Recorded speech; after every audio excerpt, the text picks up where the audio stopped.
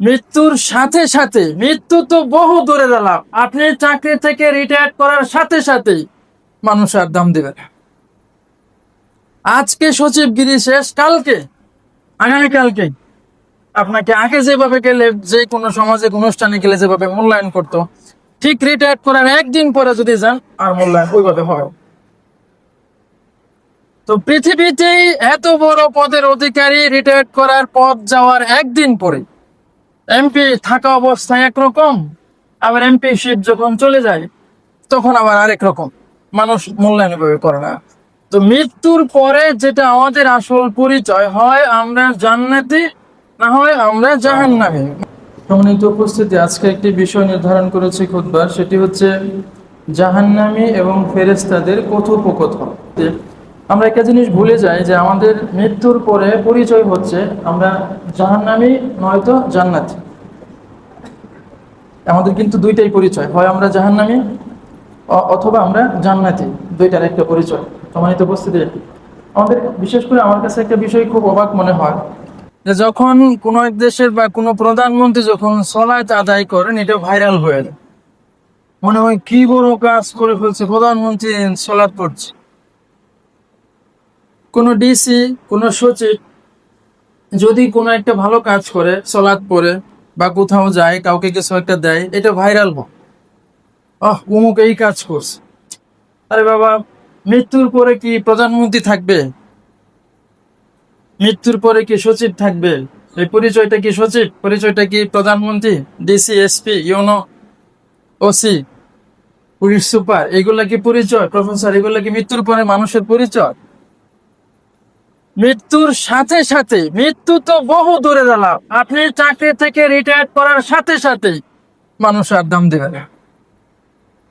আজকে সচিবগিরি শেষ, কালকে আগামীকালকে আপনাকে আগে যেভাবে গেলে যে কোনো সামাজিক অনুষ্ঠানে গেলে যেভাবে মূল্যায়ন করতো, ঠিক রিটায়ার করার একদিন পরে যদি যান আর মূল্যায়ন ওইভাবে হয়। তো পৃথিবীতেই এত বড় পদের অধিকারী রিটায়ার করার পথ যাওয়ার একদিন পরে, এমপি থাকা অবস্থায় একরকম, আবার এমপি শিপ যখন চলে যায় তখন আবার আরেক রকম, মানুষ মূল্যায়ন এভাবে করে না। তো মৃত্যুর পরে যেটা আমাদের আসল পরিচয়, হয় আমরা জান্নাতি না হয় আমরা জাহান্নামী, মানুষের দুইটা পরিচয়। তো আমরা আজকে এই বিষয়টা নিয়ে একটু বলবো যে জাহান্নামীদের সাথে জাহান্নামের ফেরেশতাদের যে কথোপকথন কথা হবে, তাদের অবস্থাটা কি হবে, কিভাবে তাদেরকে হাঁকিয়ে নিয়ে যাওয়া হবে জাহান্নামের দিকে, এই বিষয়ে আল্লাহ কিছু রেখেছেন কিনা, কোরআন কি বলেছে, এই বিষয়ে আমরা আপনাদের সাথে সংক্ষিপ্ত একটু কথা বলার চেষ্টা করবো। সূরা জুমার 71 নম্বর আয়াতে আল্লাহ আমাদেরকে জানাচ্ছেন, আল্লাহ বলতেছেন, ওয়াসিকাল্লাযীনা কাফারু ইলা জাহান্নাম যুমারা। কি সুন্দর যে আয়াত, এটা যখন তেলাওয়াত করা হয় যে কি যে ভালো লাগে। ওয়াসিকা, ওয়াসিকা মানে হচ্ছে হাঁকিয়ে নিয়ে যাওয়া হবে, জোর করে তাড়িয়ে জাহান্নামের ফেরেশতারা এভাবে নিবে। অন্যান্য অনেকগুলা সূরাতেই বর্ণনা দেওয়া আছে যে জাহান্নামীদেরকে কিভাবে নেওয়া হবে।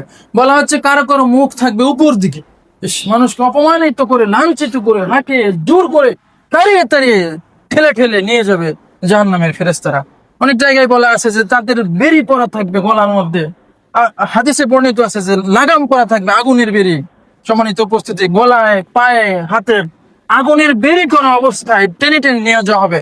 অত্যন্ত পিপাসার্থ থাকবে, পিপাসার্থ অবস্থায় জোরে জোরে টানিয়ে নিয়ে যাবে, খুস্কো খুস্কো অবস্থায় থাকবে, বয়ে প্রকম্পিত অবস্থায় থাকবে, জোর করে জোর করে হাঁকে দমক দিয়ে দিয়ে ঠেলে ঠেলে এই জাহান্নামের ফেরেশতারা যখন জাহান্নামীদেরকে জাহান্নামের দিকে নিয়ে যাবে, আল্লাহ বর্ণনা দিচ্ছেন, ওয়াসিকাল্লাযীনা কাফারু, অবিশ্বাসীদেরকে যখন ঠেলে ঠেলে হেঁকে ধাক্কে ধাক্কে জাহান্নামের দিকে নিয়ে যাবে, জুমারা, দলে দলে, একজন একজন না, একেবারে দল ধরে ধরে একসাথে যখন জাহান্নামের দিকে নিয়ে যাবে, তখন হাত্তা ইযা জাউহা, হাত্তা শেষ পর্যন্ত, ইজা যখন জাউহা, তার আগে ওই জাহান্নামের সামনে যখন গিয়ে পৌঁছবে, একটা দলকে ধাক্কায় ঠেলে ঠেলে যখন নিল জাহান্নামের সামনে, বলতেছে যখন তারা ওই জাহান্নামের সামনে গিয়ে পৌঁছবে, ফুতিহাত আবওয়াবুহা, তাদেরকে দেখার পরে জাহান্নামের দরজাগুলোকে খুলে দেওয়া হবে।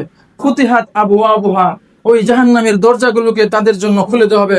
ওয়াকালা লাহুম খাজানাতুহা, ওয়াকালা লাহুম, এই জাহান্নামীদেরকে উদ্দেশ্য করে খাজানাতুহা, জাহান্নামের যারা রক্ষী রয়েছে, ফেরেশতা রয়েছে, তারা তাদেরকে বলবে, আলাম ইয়াতিকুম রাসূলুম মিনকুম, ইস, কি সুন্দর কথা বলছে, আলাম ইয়াতিকুম রাসূলুম মিনকুম, তোমাদের মধ্য থেকে তোমাদের কাছে কি রাসূলগণ এসেছিল না? তোমাদেরই মধ্য থেকে তোমাদের কাছে রাসূলগণ কি তোমাদের কাছে আসেনি? আলাম ইয়াতিকুম রাসূলুম মিনকুম ইয়াতলুনা আলাইকুম আয়াতি রাব্বিকুম, ইয়াতলুনা আলাইকুম, তারা কি তোমাদেরকে তেলাওয়াত করে পাঠ করে শোনায়নি? আয়াতি রাব্বিকুম, তোমাদের রবের পক্ষ থেকে আয়াত সমূহ, এই যে বিধিবিধান আল্লাহ পবিত্র কোরআন দিয়েছেন, এটা করলেই হবে, এটা করলেই হবে, এটা করো না তাহলে এই হবে, এই যে দিক নির্দেশনা আল্লাহর পক্ষ থেকে যে নিদর্শন ছিল, এই যে আয়াত ছিল, কি করলে কি হবে, এগুলা কি তোমাদেরকে পাঠ করে তোমাদের রাসূলগণ শোনায়নি? তোমাদের কাছে কি তোমাদের পক্ষ থেকে রাসূলগণ এসেছিল না? ফেরেশতারা, জাহান্নামের ফেরেশতা, এদেরকে দেখে এরকম তাদেরও খারাপ লাগবে, আক্ষেপ লাগে। তাদের খারাপ লাগে যেমন তারা আল্লাহ যা বলে তাই বলে, এর বেশি তারা কিছু করে না। কিন্তু তারা এদেরকে দেখে জিজ্ঞাসা করবে, ইস, তোমাদের আজকে এই পরিণতি, তোমাদের মধ্যে কি তোমাদের থেকে রাসূলগণ আসেনি? আল্লাহর পক্ষ থেকে যে আয়াত ছিল, এটা কি তোমাদেরকে পাঠ করে কেউ তারা শোনায়নি? আলাম ইয়াতিকুম রাসূলুম মিনকুম ইয়াতলুনা আলাইকুম আয়াতি রাব্বিকুম ওয়া ইউনজিরুনাকুম লিকা ইয়াউমিকুম হাযা, কি সুন্দর, ওয়া ইউনজিরুনাকুম, তোমাদেরকে কি ভয় প্রদর্শন করা হয়নি? তারা কি তোমাদেরকে ভয় দেখায়নি? লিকা ইয়াউমিকুম হাযা, আজকের এই দিনে যে লিকা, এই যে সাক্ষাৎ, এই যে রবের সামনে সাক্ষাৎ করতে হবে, লিকা ইয়াউমিকুম হাযা, এই যে আজকের দিন তোমাদের সামনে উপস্থিত হবে, আজকে জাহান্নামের সামনে এসে দাঁড়াতে হবে, আজকে এই ফলাফল কর্মভোগের জন্য এসে মুখোমুখি হতে হবে, এই চূড়ান্ত সময়ের বিষয়কে তোমাদেরকে তারা কোনো ভয় প্রদর্শন করেনি?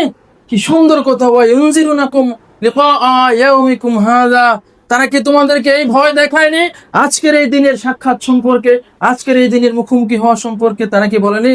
ফলো, তারা বলবে বালা, হ্যাঁ আমাদেরকে এসেছিল, রাসূলগণ আমাদের কাছে এসেছিল, তারা বলেছিল সুদ খেও না তাহলে এই হবে, তারা বলেছিল সালাত ছেড়ো না তাহলে এই হবে, তারা বলেছিল এই পাপ করো না তাহলে এই হবে, তারা বলেছিল প্রতিবেশীর সাথে ঝামেলা করো না তাহলে এই হবে, সবকিছুই সতর্কবাণী হিসাবে তাদের সামনে এসেছিল। তারা বলেছিল আল্লাহর সাথে শিরক করো না, সমস্ত কিছু বিধিবিধান পৃথিবীর মানুষকে আল্লাহ রাসূলদের মাধ্যমে জানিয়ে দিয়েছেন, এটা জাহান্নামীরা স্বীকার করবে, বলবে ক্বালু, হ্যাঁ তারা বলবে বালা, হ্যাঁ তারা এসেছিল, ওয়ালাকিন হাক্কাত কালিমাতুল আযাবি আলাল কাফিরিন, কিন্তু কাফিরদের উপর, অবিশ্বাসীদের উপর আযাবের যে চূড়ান্ত, সেটা আজকে বাস্তবায়িত হচ্ছে।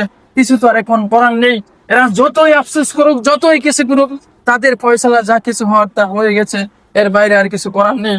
কিলা দুখুলু আবওয়াবা জাহান্নাম খালিদিনা ফিহা, কিলা দুখুলু, তাদেরকে বলা হবে, কিলা দুখুলু আবওয়াবা জাহান্নাম খালিদিনা, এই জাহান্নামের দরজা দিয়ে তোমরা প্রবেশ করো, খালিদিনা ফিহা, এবং সেইখানেই তোমরা চিরস্থায়ী হিসাবে থাকবে। সম্মানিত উপস্থিতি, এর থেকে লাঞ্ছিত, এর থেকে কঠিন অবস্থা আর একজন মানুষের জন্য কি হতে পারে, যে চিরকালের জন্য চিরস্থায়ী হিসেবে একজন লোক, একজন মানুষ জাহান্নামে চলে যাচ্ছে, অথচ তাকে একটা চান্স দেওয়া হয়েছিল, একটা সুযোগ তাকে দেওয়া হয়েছিল, একটা সুযোগ। লাইফ হচ্ছে, life, what is life? Life is a chance, life হচ্ছে একটা সুযোগ। আল্লাহ মানুষকে একটা সুযোগ দিয়েছেন পুনরায় তার ওই হারানো জায়গাকে উদ্ধার করার জন্য। যেই জাহান্নাম, যেই জান্নাত থেকে মানুষ ফিরে এসছে পৃথিবীতে, ওইখানে যাওয়ার একটা চান্স আল্লাহ আবার মানুষদেরকে দিয়েছেন। শয়তানকে কোনো চান্স দেওয়া হয়নি, মানুষকে একটা চান্স। যদি আমরা মানে সামারি করি, হোয়াট ইজ লাইফ? লাইফ মানে কি? জীবন হচ্ছে একটা সুযোগ, life is a chance, life হচ্ছে একটা সুযোগ। কিসের সুযোগ? আল্লাহর সন্তুষ্টি অর্জনের মাধ্যমে আবার জান্নাতে যাওয়ার একটা সুযোগ। আর না হলে ওই যে শয়তানের সাথে জাহান্নামে আমাদেরকে যেতে হবে। প্রমাণিত উপস্থিতি, আল্লাহ আমাদেরকে এইগুলা বারবার সতর্ক করে দিয়েছেন, নানান ভাবে সতর্ক করে দিয়েছেন। এরপর আপনি দেখুন সূরা মুলক, সূরা মুলকের 7 নম্বর আয়াত থেকে শুরু হয়েছে। আল্লাহ বলতেছেন, ইযা উলকু ফিহা, যখন জাহান্নামীদেরকে জাহান্নামের কাছে আনা হলো, জাহান্নামের দরজা তখন খুলে দেওয়া হবে, তাদের সাথে যখন ফেরেশতারা কথা বলবে, ফেরেশতারা যখন জিজ্ঞাসা করবে তোমাদের কাছে কি কেউ আসেনি, তারা যখন সব স্বীকার করবে, এরপরে ইযা উলকু ফিহা, যখন তাদেরকে সেখানে নিক্ষেপ করা হবে, এই জাহান্নামীদেরকে যখন জাহান্নামে নিক্ষেপ করা হবে, ইযা উলকু ফিহা সামিউ লাহা শাহিকা ওয়া হিয়া তাফুর, তারা সেখানে শুনবে এই জাহান্নাম মনে হবে উদ্বেলিত হয়ে ফেটে পড়ছে, তাকাদু তামাইয়াজু, মানে রাগে আক্রোশে মনে হবে জাহান্নাম নাকি ফেটে যাচ্ছে, এমন বিকট শব্দ, এমন বিরাট আওয়াজ জাহান্নাম থেকে বের হবে, এত বিকট ভয়াবহ গর্জন জাহান্নামের আগুনের, এত এত বিশাল ব্যাপ্ত আগুনের যে ব্যাপ্তি, এর যে আওয়াজ, এর যে শব্দ, এর যে ভয়াবহতা, এটা এমন ভাবে হবে, বলছে ইজা উলকু ফিহা সামিউ লাহা শাহিকা ওয়া হিয়া তাফুর, তাকাদু তামাইয়াজু মিনাল গায়জ, মানে অত্যন্ত ক্রোধে রোষে আক্রোশে জাহান্নামের আগুন মানে ফেটে পড়তে চাইবে। এটা দেখে তাদেরকে বলবে কুল্লামা উলকিয়া ফিহা ফাওজুন সাআলহুম খাজানতুহা, কুল্লামা উলকিয়া ফিহা, যখনই তাদেরকে সেখানে নিক্ষেপ করা হবে, কুল্লামা উলকিয়া ফিহা ফাওজুন, আবার একই কথা বলা হচ্ছে দলে দলে ফাওজুন, এই দলে দলে যখন আবার তাদেরকে এই জাহান্নামে নিক্ষেপ করা হবে, সাআলহুম খাজানাতুহা, এই জাহান্নামের রক্ষীরা, জাহান্নামের ফেরেশতারা এই জাহান্নামীদেরকে আবার জিজ্ঞেস করবে, এদেরকেও জিজ্ঞেস করবে, কি জিজ্ঞেস করবে? আলাম ইয়াতিকুম নাজির, তোমাদের কাছে কি ভয় প্রদর্শনকারী আসেনি? তোমাদের কাছে কি ভয় প্রদর্শনকারী আসেনি? তোমাদের কাছে কি নবী রাসূলগণ আসেনি? তারা কি তোমাদেরকে সতর্ক করেনি যে কবর পূজা, মাজার পূজা, নানান শিরক এগুলাতে যেও না? তারা কি সতর্ক করেনি? সম্মানিত উপস্থিতি, জাহান্নামের ফেরেশতারা এইভাবে জাহান্নামীদেরকে জিজ্ঞেস করবেন, আলাম ইয়াতিকুম নাজির, ক্বালু বালা কাদ জাআনা নাজির, এই তারা বলবে, ক্বালু, তারা বলবে, বালা কাদ জাআনা নাজির, হ্যাঁ আমাদের সামনে তো এসেছিল, আমাদের সামনে ভয় প্রদর্শনকারীগণ এসেছিল, আমাদের সামনে আলেম ওলামা এসেছিল, আমাদের সামনে কোরআন হাদিসের আলোচনা পেশ করা হয়েছিল, আমরাও নিজেরা শুনেছিলাম, করেছিলাম। তারা স্বীকার করবে, এই স্বীকারোক্তি দেওয়ার পরেও সেই দিন তাদের কোনো কাজ হবে না। বলবে ফাকাজ্জাবনা ওয়া কুলনা মা নাযালাল্লাহু মিন শাইইন ইন আনতুম ইল্লা ফি দালালিন কবীর, তারা বলবে ফাকাজ্জাবনা, আমরা তো এইগুলাকে মিথ্যা মনে করতাম, আমরা এগুলাকে গুরুত্ব দিতাম না, আমরা এগুলাকে হয়তো ফালতু মনে করতাম, আমরা এগুলাকে খুব একটা আমলে নিতাম না। মানে ফাকাজ্জাবনা ওয়া কুলনা মা নাযালাল্লাহু মিন শাইইন ইন আনতুম ইল্লা ফি দালালিন কবীর, তোমরা তো নিশ্চয়ই একেবারে মহা একটা ধোঁকার মধ্যে রয়েছ।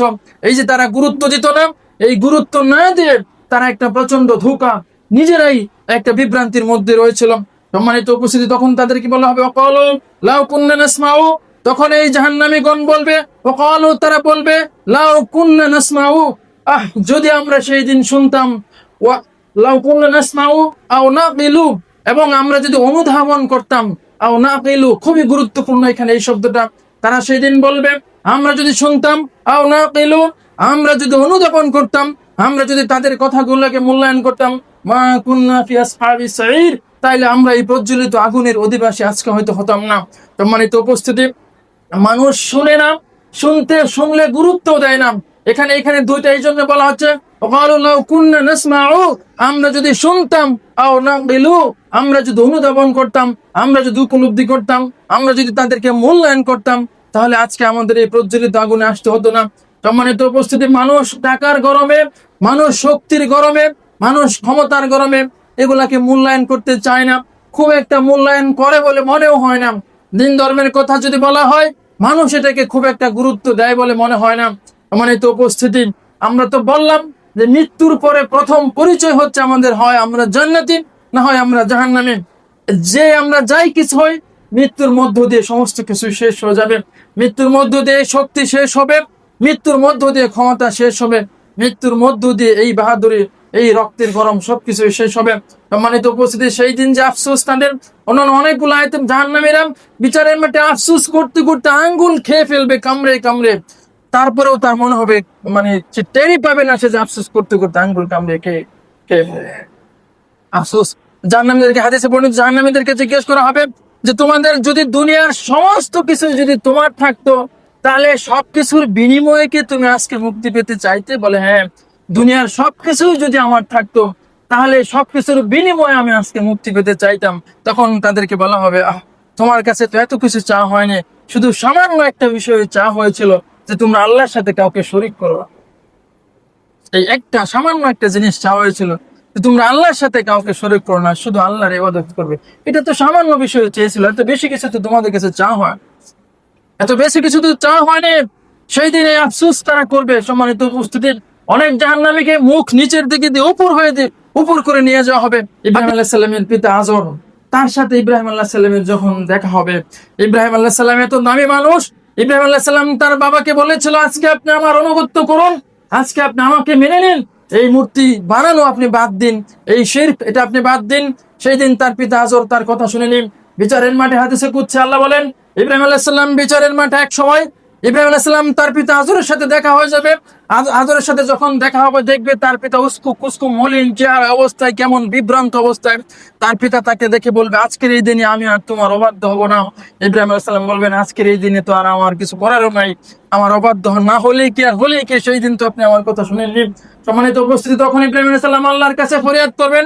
ইব্রাহিম আলাইহিস সালামের মতো এত দামি মানুষ, ইব্রাহিম আলাইহিস সালামের মতো এত সম্মানী মানুষ, ইব্রাহিম আলাইহিস সালামকে আল্লাহ সবচেয়ে বেশি পরীক্ষা করেছেন।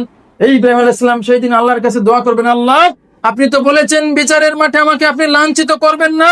আজকের এই দিনে আমার পিতা জাহান্নামী হয়ে যাচ্ছে, আজকের এই দিনে মানুষ দেখবে ইব্রাহিম আলাইহিস সালামের পিতা জাহান্নামী হয়ে যাচ্ছে, আজকের এই দিনে আপনি আমাকে লাঞ্ছিত করেন না। ইব্রাহিম আলাইহিস সালামকে তখন বলা হবে, ইব্রাহিম তুমি তোমার পায়ের দিকে তাকাও।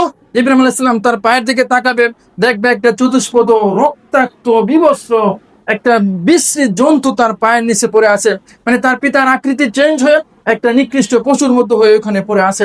তখন এই পশুটাকে টেনে হিসড়ে নিয়ে জাহান্নামে নিক্ষেপ করা হবে, আকৃতি তার চেহারা বিকৃতি করে দিয়ে নিয়ে যাওয়া হবে। সম্মানিত উপস্থিতি, বিচারের মাঠ এমন এক ভয়াবহ মাঠ, এমন এক কঠিন মাঠ, যে জাহান্নামী হয়ে গেল তার আর কোনো ধরনের সুযোগ তার নেই। সম্মানিত উপস্থিতি, পরে কি হবে না হবে সেটা তো অনেক পরে, শাস্তির ভোগ করার পরে তার কি হবে না হবে সেটা তো আল্লাহর করুণা, আল্লাহর দয়া। আল্লাহ ইচ্ছা করলে অনেক মানুষকে জাহান্নাম থেকে মুক্তি দিতে পারেন, কিন্তু এর আগে যে তার ভোগান্তি, এর আগে যে তার সাফারিং, এর আগে যে তার কষ্ট, এর আগে যে তার পরিস্থিতি, এইটার তো কোনো মুক্তি নেই। সম্মানিত উপস্থিতি, এই জন্য আল্লাহ আমাদেরকে এইগুলা বারবার নোট করে আমাদেরকে জানিয়ে দিচ্ছেন, মানুষকে সতর্ক করে দিচ্ছেন আল্লাহ। সম্মানিত উপস্থিতি, এরপরে আমরা যদি আরেকটি আয়াত দেখি, পবিত্র কোরআনে সূরা তাহরিম 6 নম্বর আয়াত, সূরা তাহরিম 6 নম্বর আয়াত, সূরা তাহরিমের 6 নম্বর আয়াত খুবই গুরুত্বপূর্ণ। এখানেও একই কথাই বলা হচ্ছে। সূরা মুমিন এর আরেক নাম হচ্ছে সূরা গাফির। সূরা মুমিন এটার মধ্যে আমরা দেখি 49-50 নম্বর আয়াত, কি সুন্দর করে আল্লাহ জানাচ্ছেন এই ফেরেশতারা যখন তাদেরকে কথা বলবে এই জাহান্নামীদের বিষয়ে। আল্লাহ বলছেন, ক্বালাল্লাযীনা ফিন-নার লিখাজানাতি জাহান্নাম, ক্বালাল্লাযীনা ফিন-নার, যেই সমস্ত মানুষ জাহান্নামের অধিবাসী হয়ে যাবে, লিখাজানাতি জাহান্নাম, তারা জাহান্নামের রক্ষীদেরকে বলবে, মানে জাহান্নামীরা এত কষ্ট, এত অত্যাচারে, এত শাস্তি, এত ভয়াবহ বেশি শাস্তি হবে, তারা জাহান্নামের রক্ষীদেরকে তারা ফরিয়াদ করবে, উদউ রাব্বাকুম, উদউ রাব্বাকুম, জাহান্নামীরা জাহান্নামের ফেরেশতা তাকে বলবে, উদউ রাব্বাকুম, তোমরা একটু তোমাদের প্রতিপালকের কাছে প্রার্থনা করো। মানে ফেরেশতাদের কাছে তারা অনুরোধ করবে, জাহান্নামীরা রিকোয়েস্ট করবে যে তোমরা দয়া করে একটু তোমাদের রবকে বলো। কি তারা অনুগ্রহ করবে, কি চাইবে তারা? ইখাফফ আন্না ইয়াওমান মিনাল আযাব, ইখাফফ আন্না ইয়াওমান মিনাল আযাব, একদিনের জন্য শুধু, একদিনের জন্য শুধু আমাদের আযাবটা একটু কমিয়ে দেখ। সম্মানিত উপস্থিতি, জাহান্নামীরা জাহান্নামের রক্ষীদেরকে এইভাবে অনুরোধ করবে, বলবে তোমরা দয়া করে তোমাদের প্রতিপালকের কাছে একটু প্রার্থনা করো যাতে একদিনের জন্য একটু আযাব আমাদেরকে শুধু কমিয়ে দেওয়া হয়। তখন ফেরেশতারা বলবে, জাহান্নামী ফেরেশতারা তারা বলবে, আওয়ালাম তাকুত আতিকুম রাসূলুম বিল বায়িনাত, তোমাদের কাছে কি তোমাদের রাসূলগণ সুস্পষ্ট প্রমাণ সহ আসেনি? তোমাদের কাছে কি তোমাদের রাসূলগণ সুস্পষ্ট প্রমাণ সহ এসেছিল না? ক্বালু বালা, জাহান্নামীরা বলবে, হ্যাঁ আমাদের কাছে রাসূলগণ সুস্পষ্ট প্রমাণ সহ এসেছিল, কিতাব সহ এসেছিল, মুজিজা নিয়ে এসেছিল, দাওয়াত নিয়ে, দ্বীনের দাওয়াত নিয়ে তারা আমাদের কাছে এসেছিল, হালাল হারামের পার্থক্য বলতে গিয়ে তারা আমাদের কাছে এসেছিল। তারা এই সমস্ত কিছু স্বীকার করবে যে হ্যাঁ আমাদের রাসূলগণ সুস্পষ্ট প্রমাণ সহ আমাদের কাছে এসেছিল। ক্বালু, তারা বলবেন, তখন ফেরেশতাগণ বলবে, ফাদউ, তাহলে তোমাদের দোয়া তোমরাই করো। তাদেরকে ফিরিয়ে দেওয়া হবে। জাহান্নামীরা এই জাহান্নামের ফেরেশতাদের কাছে, রক্ষীদের কাছে অনুরোধ করবে, ভাই দয়া করে তোমরা অন্তত পক্ষে আমাদের জন্য আল্লাহর কাছে একটু প্রার্থনা করো। অনুরোধ করবে তার বাদে, তোমরা একটু তোমাদের প্রতিপালকের কাছে আমাদের পক্ষ হয়ে প্রার্থনা করো, দোয়া করো যাতে একদিনের জন্য আমাদের শাস্তিটা কমে দেওয়া হয়। তখন ফেরেশতারা বলবে, ফাদউ, তোমরাই তোমাদের দোয়া করো। ওমা দুআউল কাফিরিনা ইল্লা ফি দালাল, ওমা দুআউল কাফিরিনা ইল্লা ফি দালাল, নিশ্চয়ই কাফেরদের দোয়া সেই দিন ভ্রষ্ট ছাড়া আর কিচ্ছু হবে না, কোনো কাজে আসবে না। সেই দিন ফরিয়াদ করে কোনো লাভ নেই, সেই দিন ফরিয়াদ কাজে আসবে না, এখনই জানিয়ে দেওয়া হচ্ছে। সম্মানিত উপস্থিতি, কিয়ামতের আগে আগে পৃথিবীর পশ্চিম দিক থেকে সূর্য উঠবে। পশ্চিম দিক থেকে সূর্য সাধারণত পূব দিক থেকে উঠে, কিয়ামতের আগে আগে সহিহ হাদিস, কিয়ামতের আগে আগে সূর্য উঠবে পশ্চিম দিক থেকে। যেই দিন থেকে পশ্চিম দিক থেকে সূর্য উঠবে সেই দিন থেকে মানুষের তওবার দরজা বন্ধ হয়ে যাবে। আল্লাহ রাসূল সাল্লাল্লাহু আলাইহি ওয়াসাল্লাম বলে দিয়েছেন যে যেই দিন পশ্চিম দিক দিয়ে সূর্য উঠবে সেই দিন থেকে মানুষের তওবার দরজা বন্ধ হয়ে যাবে। মানে কি, মানুষ যখন বার্ধক্যে একেবারে শেষ অবস্থায় উপনীত হয়, যখন আর মানুষের কোনো হুঁশ জ্ঞান থাকে না, তখন যখন একেবারে শেষ, কিছু করার নাই, তখন সে যতই তওবা করুক, তখন আর তওবা, সময় যখন শেষ, প্রাণ ওষ্ঠাগত, তখন তওবা কবুল হয় না। মানুষের একটা সুযোগ রয়েছে, মানুষ যতই পাপ করুক, মানুষ যাই কিছু করুক, মানুষ যদি একবার আল্লাহর কাছে বলে, আল্লাহ আমার ভুল হয়ে গেছে, আমি ক্ষমা চাই, আমাকে মাফ করে দাও, যদি মানুষ খালেস নিয়তে অন্তর থেকে আল্লাহর কাছে তওবা করে মানুষ যদি ফিরে আসে, এই রাস্তাটা মানুষের জন্য খোলা রয়েছে। সম্মানিত উপস্থিতি, এজন্য যেহেতু মৃত্যুর পরে যতই আমরা ফরিয়াদ করি, যতই কিছু করি, আর কোনো সুযোগ থাকবে না। এজন্য একটি সুযোগ রয়েছে যে মানুষের জন্য, যে মানুষ হায়াত থাকতে, নাকের ডগায় দম থাকতে তওবা করে আল্লাহর কাছে ফিরে আসবে, পাপ থেকে নিজেকে বিরত রাখবে। সম্মানিত উপস্থিতি, আমরা আরেকটি আয়াত আপনাদের সামনে বলবো, সূরা তাহরিমের 6 নম্বর আয়াত। আল্লাহ আমাদেরকে জানাচ্ছেন, এইখানেও ফেরেশতাদের সাথে কথোপকথন রয়েছে, কিন্তু তাও অন্য সুন্দর একটি কথা আমরা সবাই জানি। এই আয়াতটা আল্লাহ আমাদেরকে জানাচ্ছেন, ইয়া আইয়ুহাল্লাযিনা আমানু ও আনফুসাকুম ওয়া আহলিকুম নারা। আল্লাহ বলছেন, ইয়া আইয়ুহাল্লাযিনা আমানু, হে ঈমানদার মানুষেরা, ও তোমরা রক্ষা করো, নিজেদেরকে রক্ষা করো, আনফুসাকুম নিজেদেরকে রক্ষা করো, ওয়া আহলিকুম নারা এবং তোমাদের পরিবার পরিজনকে জাহান্নামের আগুন থেকে রক্ষা করো। সম্মানিত উপস্থিতি, আমাদের একটি বদ অভ্যাস রয়েছে, আমরা আমাদের জাহান্নাম নিয়ে চিন্তিত না, আমরা অন্য মানুষের জাহান্নাম নিয়ে চিন্তিত। আমরা বলি অমুক দল জাহান্নামী, আমরা বলি অমুক দল জাহান্নামী, অমুক জাহান্নামী, অমুক সত্যায়, তার জন্য জাহান্নাম। আমি কি করি এই চিন্তা আমি একবার আমার মাথায় আসে না, আমাদের মাথায় এটা আসে না। আমরা মনে করে নিয়েছি আমি নামাজ করে সুতরাং আমি জান্নাতি হয়ে যাব। এই যে এটা একটা রোগ, এটা একটা মারাত্মক বড় রকমের রোগ। সম্মানিত উপস্থিতি, আপনি দেখেন ওসমান রাদিয়াল্লাহু তাআলা আনহু যখন কবরের পাশ দিয়ে যেতেন, উনি নিজে কাঁদতেন কেন? ওনাকে জিজ্ঞাসা করা হয়েছিল, আপনি কবরের পাশ দিয়ে গেলে এত কাঁদেন কেন? ওসমান রাদিয়াল্লাহু তাআলা আনহু বলেছিলেন, আল্লাহ রাসূলকে বলতে শুনেছি, মৃত্যুর পরে প্রথম ঘাঁটি হলো কবর, মৃত্যুর পরে প্রথম ঘাঁটি হলো কবর। এইখানে যে ধরা পড়ে যাবে তার পরকাল মিস হয়ে যাবে, এইখানে যে মুক্তি পেয়ে যাবে তারপরের ধাপগুলা সহজ হয়ে যাবে। এজন্য আমার বড় ভয় হয়, আমি ওসমান যদি কবরে ধরা পড়ে যায়। সম্মানিত উপস্থিতি, সেই ওসমান যিনি 900 উট দান করেছিলেন, সেই ওসমান যিনি ওনার সমস্ত সম্পদ ইসলামের পথে খরচ করতে করতে প্রায় এক সময় সম্পদহীনের পর্যায়ে চলে এসেছিলেন, উনি ওনার মতো মানুষ, উনি বলতেছে আমার বড় ভয় হয় আমি যদি কবরে ধরা পড়ে যাই, এজন্য কবর দেখলে আমার চোখে অশ্রু চলে আসে, মন নরম হয়ে যায়। সম্মানিত উপস্থিতি, আবু বকর রাদিয়াল্লাহু তাআলা আনহু যখন কোরআন তেলাওয়াত করতেন, আপনি যদি তাদের জীবনী পড়েন, আবু বকর রাদিয়াল্লাহু তাআলা আনহু যখন কোরআন তেলাওয়াত করতেন, কোরআন তেলাওয়াত সলাতে হোক এমনি হোক, ওনার চোখ দিয়ে ওনাদের অশ্রু পড়তে থাকতো। ওনাদের এই সকল কিছু শুনলে তাদের মন দিয়ে, চোখ দিয়ে পানি আসতো, মন নরম হতো। ওমর রাদিয়াল্লাহু তাআলা আনহুর ক্ষেত্রে একই কথা। ওমর রাদিয়াল্লাহু তাআলা আনহু যেই দিন ওই মহিলার জন্য একটি বস্তা কাঁধে করে নিয়ে যাচ্ছিল, সেই দিন তার চাকর তাকে বলেছিল, আমি তো চাকর, আমি আপনার ভৃত্য, আপনি তো আমিরুল মুমিনিন, আপনি তো খলিফাতুল মুসলিমিন, আপনি একটি দেশের প্রধান, আপনি কেন বস্তা বোঝা কাঁধে নেবেন? এই বস্তা আমাকে দেন, আমি নিব। সেই দিন ওমর রাদিয়াল্লাহু তাআলা আনহু বলেছিল যে বিচারের মাঠে আমার বস্তা কি তুমি কাঁধে নিবে? বিচারের মাঠে আমার ভার কি তুমি কাঁধে নেবে? সুতরাং আজকে এই বস্তা আমাকেই নিতে দাও। সম্মানিত উপস্থিতি, তারা বুঝেছিল পরকাল কি, তারা বুঝেছিল পরকাল কি, এটা তাদের নলেজে কাজ করতো, আমাদের মাথায় সেটা কাজ করে না। তারা নিজের আগে বাঁচার চিন্তা করতো। সাহাবীদের মধ্যে মাসালাগত অনেক বিষয় নিয়ে মতানৈক্য ছিল, কিন্তু তারা কোনোদিন ঝগড়া করেনি। তারা একজন আরেকজনকে বলেনি সে জাহান্নামী, সে জাহান্নামী, সে জাহান্নামী, এইভাবে তারা নিজেদের মধ্যে ভেবে বলেনি। কিন্তু কিছু কিছু মাসালা নিয়ে তাদের মধ্যে মতবিরোধ ছিল, মতবিরোধ ছিল।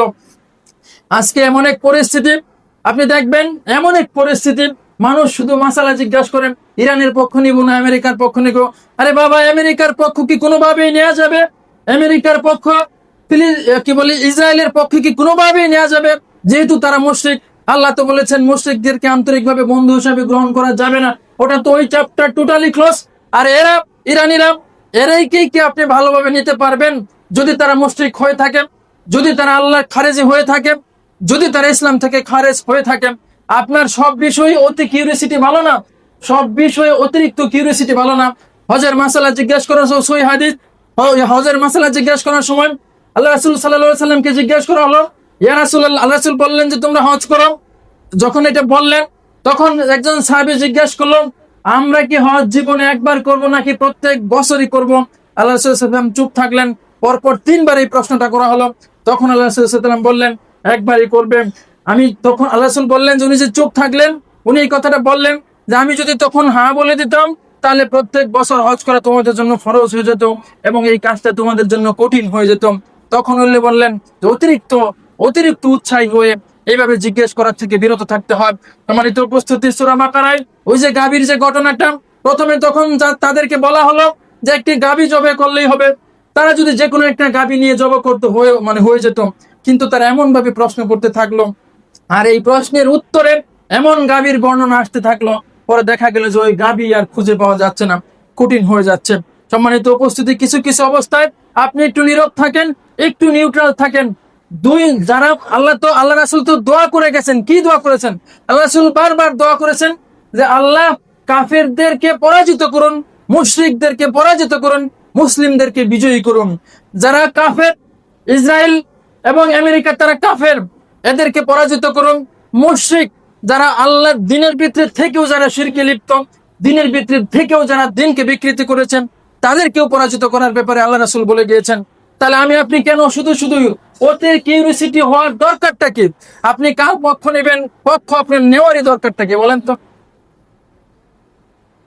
আপনি দোয়া করুন, আল্লাহ তুমি কাফের মুশরিকদেরকে পরাজিত করো, আপনি এই দোয়া করুন। আপনি সালাতের মধ্যে এই দোয়া করুন। অনেক জায়গায় বলা আছে আল্লাহ রাসূল এভাবে দোয়া করেছেন। আপনি আল্লাহ তুমি কাফের মুশরিকদেরকে পরাজিত করো, আপনাকে কেন ওইটার মধ্যে এত কিউরিসিটি হতে কে বলেছে? কোন সময় আপনি একটু নিরপেক্ষ থাকুন, একটু চুপ থাকুন। সম্মানিত উপস্থিতি, দুইটাই ক্ষতিকর। মুসলিমদের জন্য ইরানও ক্ষতিকর, মুসলিমদের জন্য আমেরিকাও ক্ষতিকর। যদি ইরানের শিয়া না থাকে, যদি সুন্নিরা ক্ষমতায় কোনোদিন আসে, তারা যদি ইসলামের ওইভাবে ক্ষতিকর না করে, সেটা ভিন্ন আলাপ। কিন্তু পারতপক্ষে যেভাবেই হোক, আমাদের অতিরিক্ত কিউরিসিটি হয়ে, অতি আবেগী হয়ে, নিজে নিজে মাথায় টেনশন নিয়ে পোস্ট করে নানান কিছু দিয়ে আপনার ক্ষতিগ্রস্ত করার বাড়ানোর টেনশন দরকারটা কেন? নিরপেক্ষ থাকুন, আপনি আল্লাহর কাছে দোয়া করুন, আল্লাহ মুসলমানদের জন্য যেটা ভালো আপনি সেটা। আপনি কাফেরদেরকেও পরাজিত করুন, আপনি মুশরিকদেরকে পরাজিত করুন, এইভাবে আপনি বলুন। সম্মানিত উপস্থিতি, যাই হোক, আমরা যে কথা বলতেছিলাম যে বিচারের মাঠ এমন এক পরিস্থিতি ভয়াবহ হবে। আল্লাহ বলতেছেন যে তোমরা নিজেরা বাঁচাও, আগে নিজে বাঁচাও এবং তোমার পরিবার পরিজনকে বাঁচাও, জাহান্নামের আগুন থেকে বাঁচাও। কেন? এই আয়াতের শেষ অংশে বলা হচ্ছে আলাইহাল মালাইকাতু গিলাজুন, আলাইহাল মালাইকাতু গিলাজুন শিদাদুন, বলছে সেই সময় এমন ফেরেশতা থাকবে যারা খুব কঠোর, যারা খুব কর্কশ, যারা নির্দয়, তারা আল্লাহর আদেশ ব্যতীত আর কিছু করে না, এবং আল্লাহ যা আদেশ করে এর বাইরে তারা কোনো কাজ করে না। এই সমস্ত ফেরেশতারা, এই সমস্ত জাহান্নামীদের উপর যা আল্লাহ আদেশ করবেন তারা তাই বাস্তবায়িত করবেন, তাদের উপর কোনো দয়া মায়া এই ফেরেশতাদের হবে না। সম্মানিত উপস্থিতি, তাহলে আমরা এতক্ষণ এই বিষয়টা নিয়ে একটু বলতে চাইলাম যে জাহান্নামী এবং জাহান্নামীর ফেরেশতাদের মধ্যে কথোপকথন হবে। এর থেকে বোঝা যায় যে জাহান্নামীরা এমন আফসোস করবে, কিন্তু তখন আফসোস করলেও আর তাদের কিছু করার থাকবে না। আল্লাহ আমাদেরকে জাহান্নাম থেকে বেঁচে থাকার তৌফিক দান করুন। আল্লাহ আমাদেরকে জাহান্নাম থেকে বেঁচে থাকার তৌফিক দান করুন। আল্লাহুম্মা আজিরনা মিনান নার, আল্লাহুম্মা আজিরনা মিনান নার।